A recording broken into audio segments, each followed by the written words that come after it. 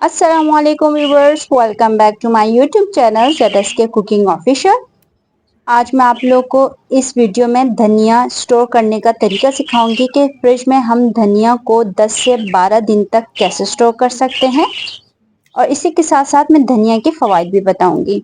अगर मैं धनिया के बारे में बात करूं तो धनिया में फाइबर होता है और आयरन होता है, बल्कि धनिया जो है आयरन की सबसे बेहतरीन सोर्स माना जाता है।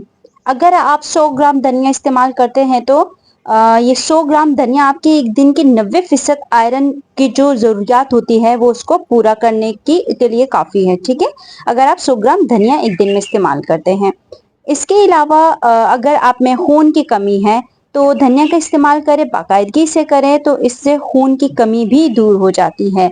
इसके अलावा अगर मज़ीद मैं धनिया के फ़वाइद के बारे में बात करूं तो धनिया की जो तासीर होती है वो ठंडी होती है। धनिया आपके हाजमे को बेहतरीन कर देता है, आपके मैदे को ठंडक पहुंचाता है।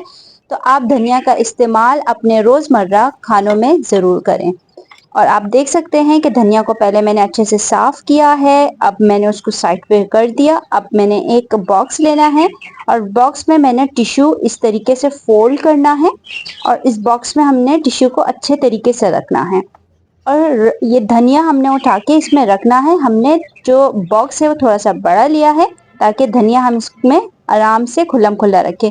दबा के नहीं रखना। जब हम धनिया जो है डब्बे में इस तरह दबा के रखते हैं, इससे धनिया हमारा ख़राब हो जाता है। अब इसके ऊपर दोबारा हम टिश्यू का एक लेयर लगाएंगे। हमने डबल टिश्यू लिया इस तरीके से और इसके ऊपर हमने ये टिश्यू रख देना है। इसको हमने तकरीबन 10 से 12 दिन तक हम ये जो पुदीना है ये हमारा सेफ हो सकता है फ्रिज में।